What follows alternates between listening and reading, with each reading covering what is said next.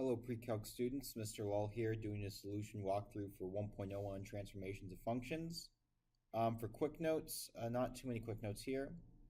It's just that you can always break down a function I want to add into f of x is equal to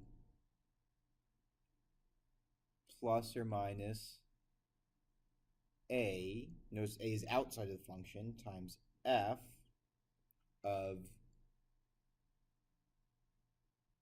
b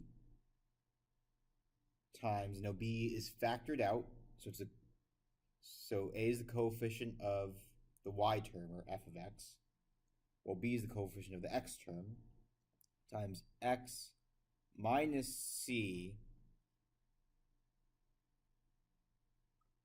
plus d. And we can have a plus or minus here, plus or minus b here. And to annotate everything that's going on here, reduce the thickness. The A is going to be the vertical stretch.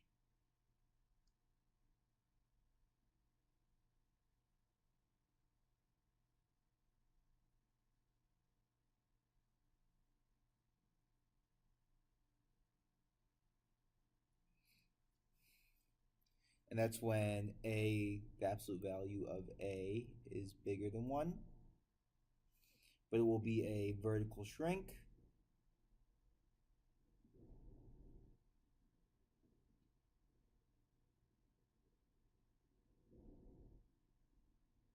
If the absolute value of A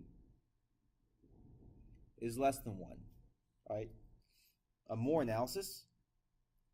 If A is a negative number, or just the coefficient is -1, but if A is negative, then there's going to be an x-axis reflection.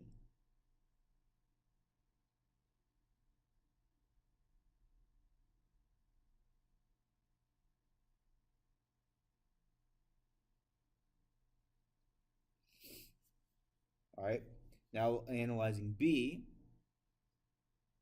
if the coefficient of, if B is a negative number, then there will be a y-axis reflection.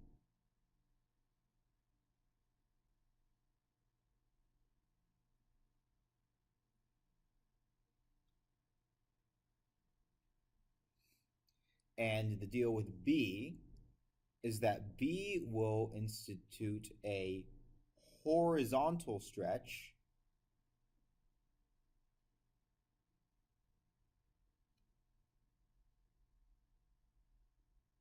and that's the horizontal stretch if the absolute value of B is less than 1, so if B is a fraction. But then you would have a horizontal shrink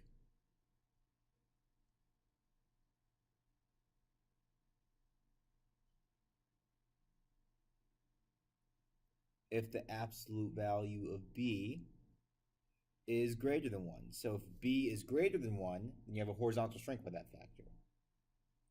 You will have a horizontal shift by C. Notice not by negative C, by C. So you're going to change the sign. A horizontal shift of C.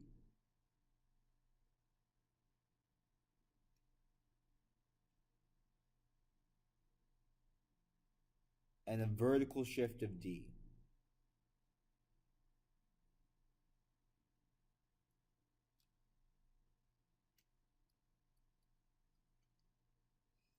So a parent function is the simplest form of a function. So a parent function would always, in this case, it would always be f of x, right? Because there's no transformation to this function. So examples of parent functions would be y equals x squared, y equals e to the x. So these are just parent functions that have no transformations applied to them. Moving on, you have even and odd functions. Even functions have y-axis symmetry.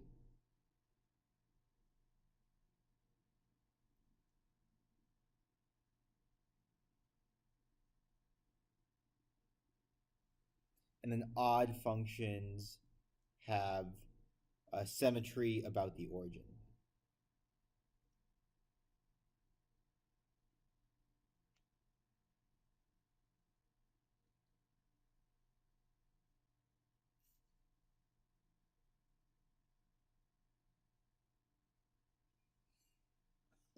Okay, in the absolute value transformation, all parts of a function become positive.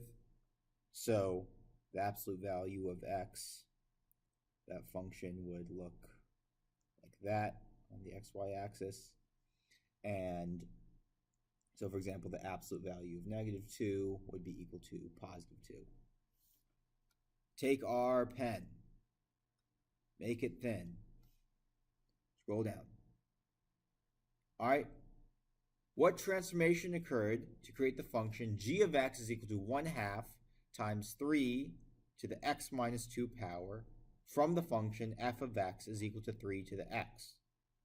So, analyzing this function, we have that 1/2 value, that's a coefficient outside the function, so that's an a term. So that's going to be, because that's a, that's going to be vertical compression, because that's 1/2, which is less than 1, so that's a vertical compression.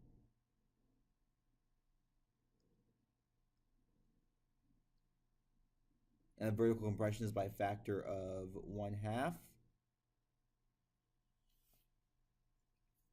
And then we have the x term, we're going -2, so we're going to have to switch the signs. All right, and then we're going to be shifting right 2.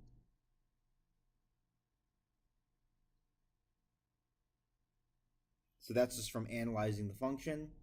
So we have a vertical compression, right 2, answer choice B.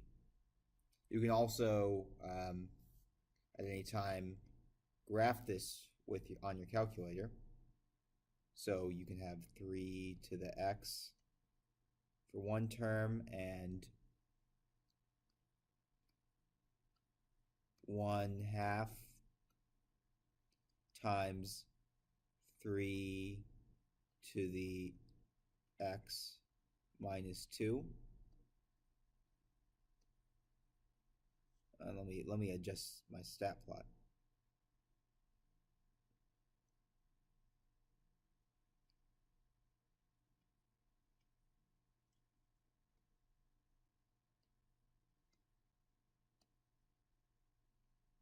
But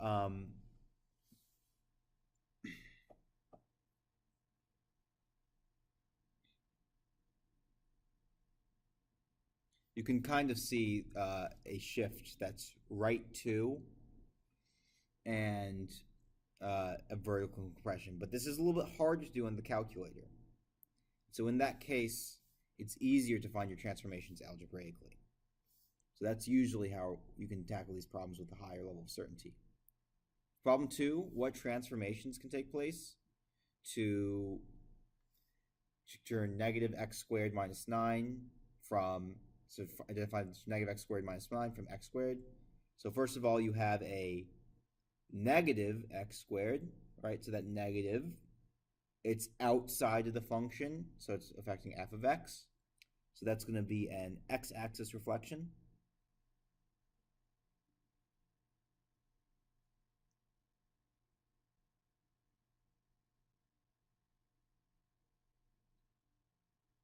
And we have negative x squared minus 9. That 9 is not inside the x in parentheses, it's outside of the function. So that's going to indicate a vertical shift down 9.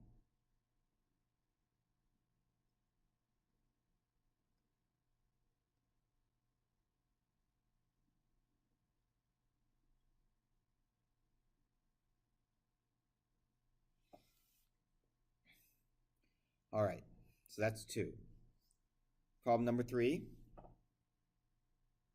What transformations occur to create g of x is equal to the absolute value of 2x plus 6 from the function f of x is equal to the absolute value of x? So we're going to have g of x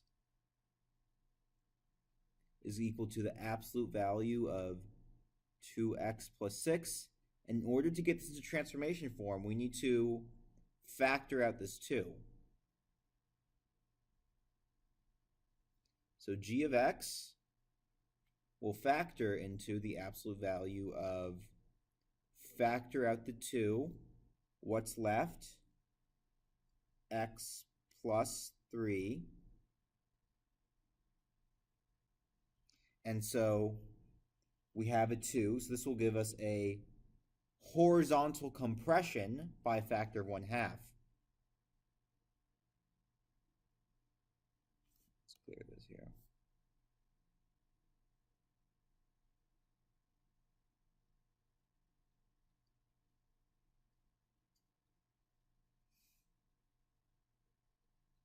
By 1 divided by what that term is, 2. And then we have a positive 3, so that's going to shift to negative, so that's going to be a shift left 3. So horizontal compression, left 3. That's going to be answer choice A. But the thing here is you're going to have to factor this out first before you can analyze the function. So that's problem 3. Problem 4. What transformations occurred to create f of x is equal to the square root of negative 4x plus 8 from g of x is equal to the square root of 4x. The graph of the function is reflected across the y-axis and shifted right 2 units.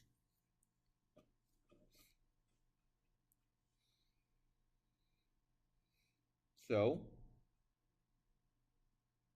that's the answer, but let's look at how we get there.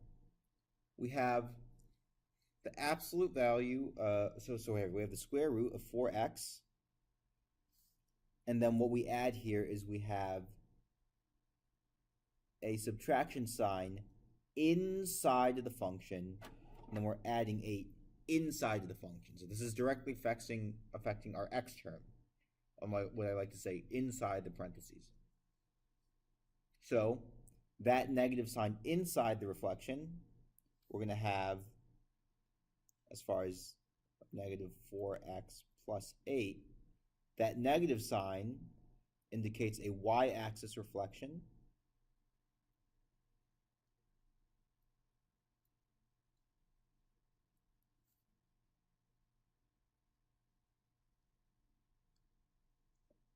And that 8, that plus 8, indicates that you are going to, before you do that plus 8, you're going to have to factor things out. That's the thing. So you can transform this into factor out the negative 4.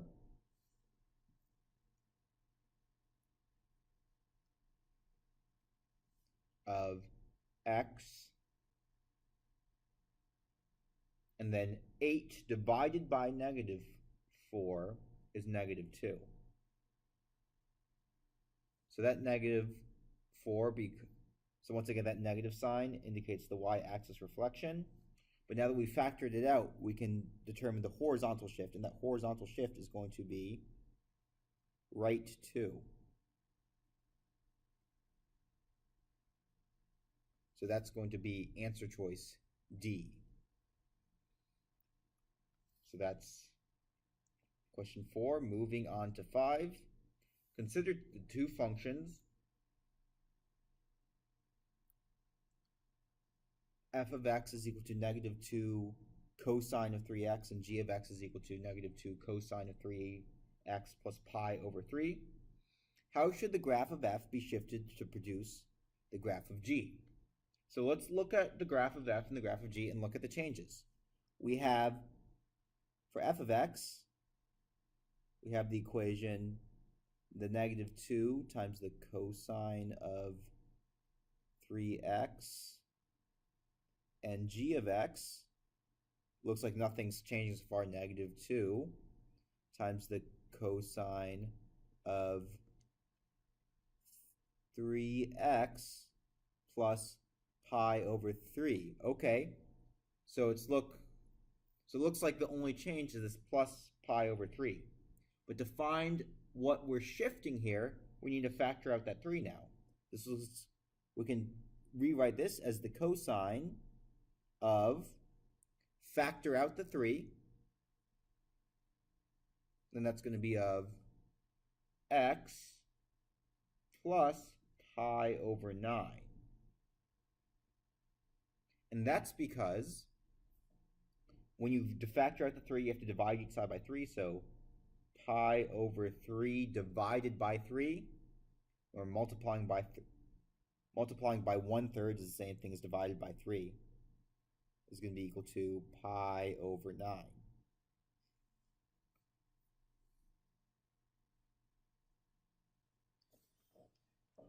All right, so the cosine of 3 times x plus pi over 9. So shift the graph of f to the left by pi over 9 units. That will be answer choice B. So look at that pi over 9 and you say, oh, write pi over 9.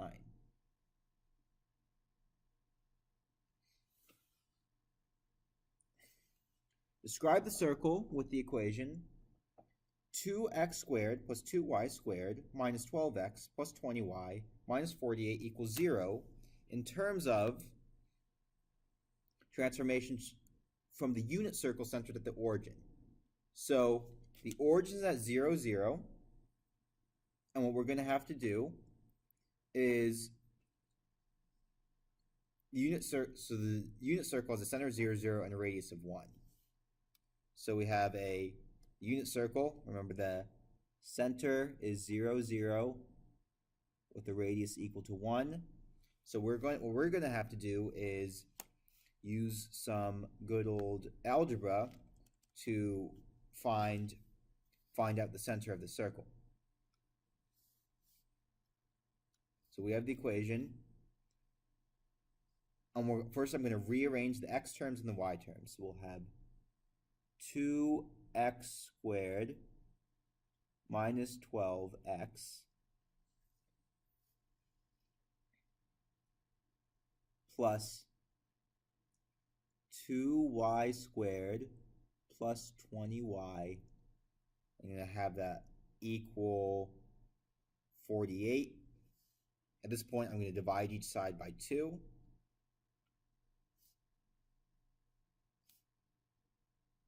So now I will have x squared minus 6x plus my complete the square term, so I'm going to call that term 1, plus y squared plus 10y plus my complete the square term, and I'll call that term 2. So the 1 term is associated with x, the 2 term is associated with y, is going to be equal to 48 plus my complete the square term 1x and my complete the square term 2y. Okay, so let's complete the square.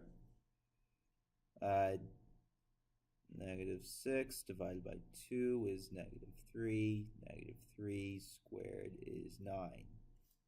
So a 9 becomes our complete the square term here. And here we have 10. So 10 divided by 2 is 5. 5 squared is 25. So I have 25 in our second term. So this will become our first complete the square term here. It was negative 3. That's for our x's, negative 3. So this term will factor into x, negative 3, minus 3 squared, plus y, plus, that's positive 5, plus 5 squared is equal to 48 plus 9 is going to be 50.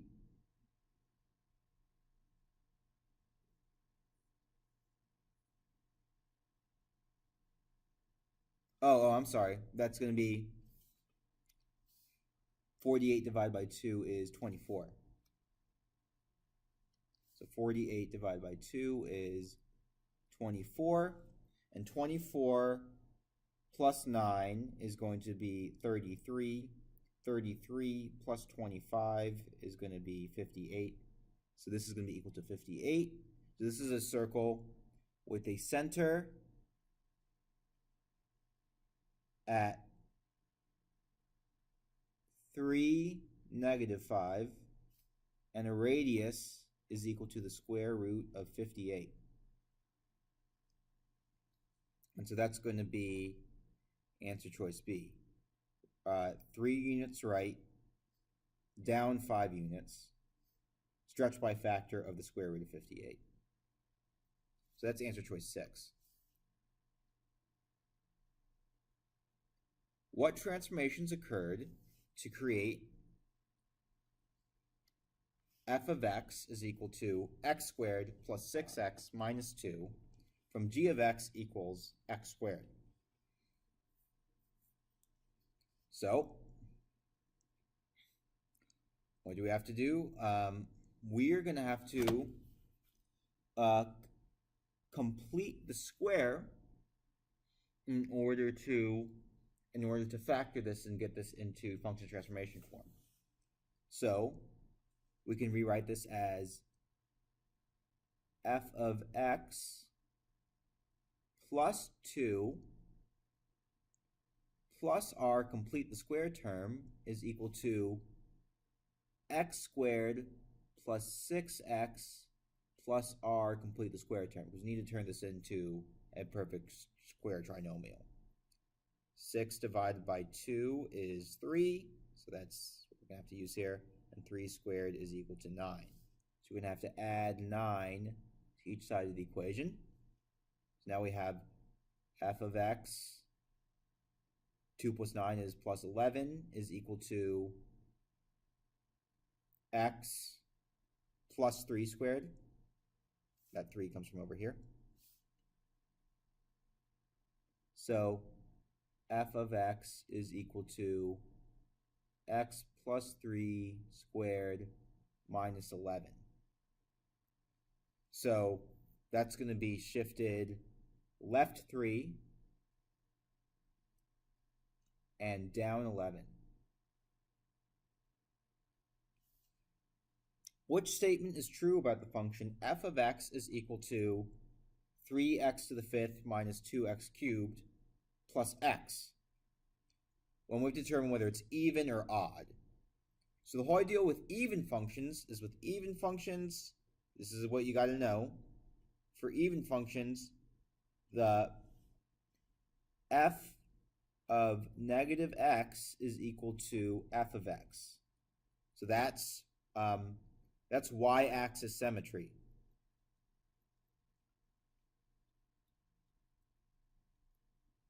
And with odd functions, f of negative x is going to be equal to the negative f of x. So that's symmetry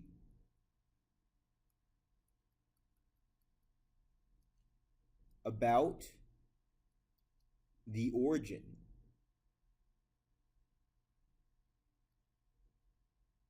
Sorry for my chicken scratch. So, determining this function, turn on our calculator, if it will turn on for us.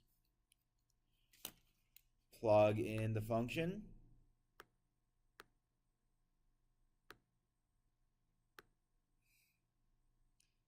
Three x to the 5th minus 2x cubed plus x, second table. And what we can see is that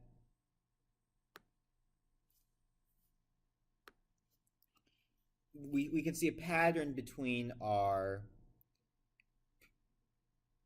positive and negative inputs of the same magnitude. Negative 3 produces negative 678, while 3 produces 678. So it is true that the f of negative x is equal to negative f of x when you analyze the function, analyze in the calculator table.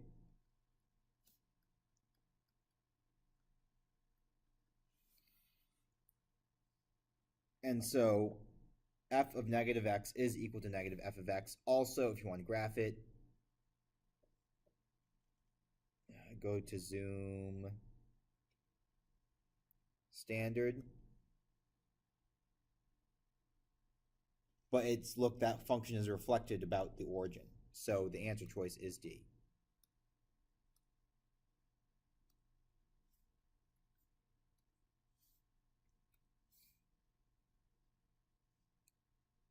Which statement is true about the function f of x is equal to x squared minus 9 over x to the fourth plus 3x squared?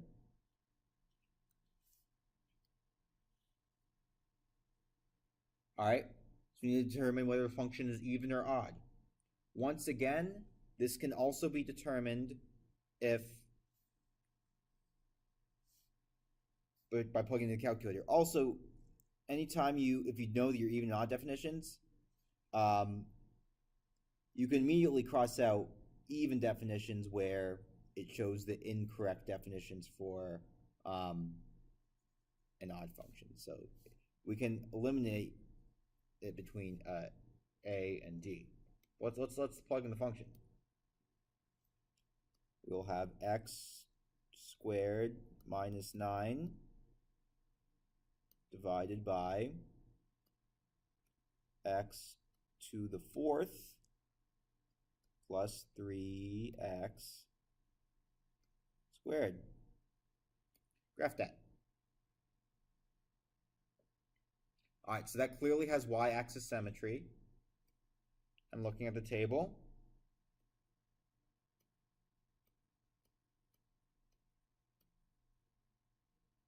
While it is undefined at 0, we have complete symmetry for f of between negative 1, 1, 2, 2, 3, 3. In fact, the outputs are going to be the exact same.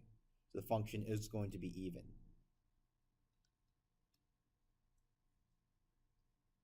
For problem 10, which function does not display even symmetry?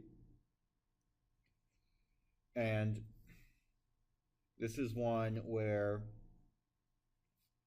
you can just start graphing functions, and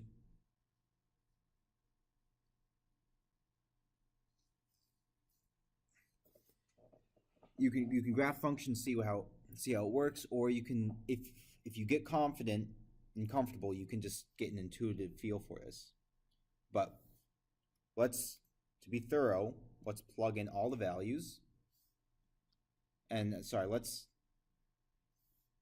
show work. So I said, to show your work says analyze function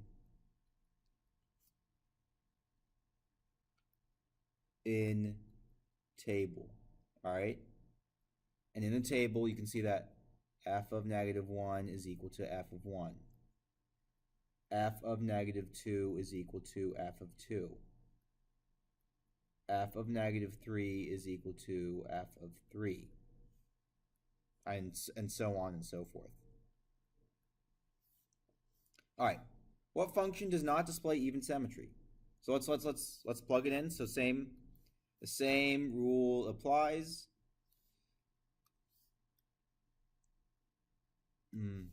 Allow me to annotate, please.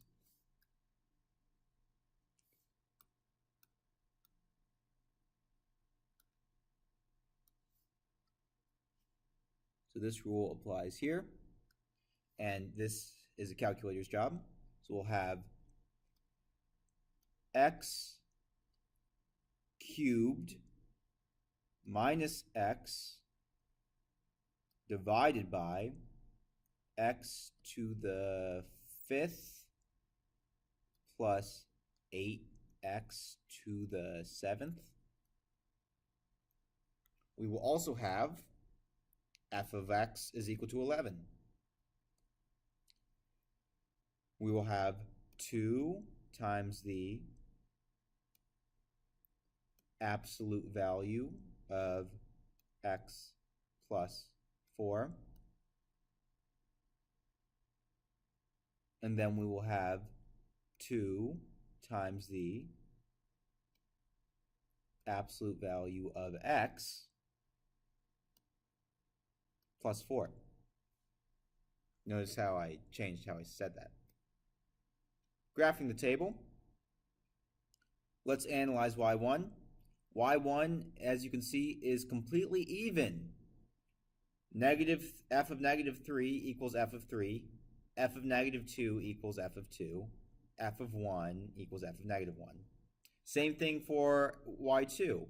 11, f of negative 3 equals f of 3. F of negative 2 equals f of 2. This would keep on going.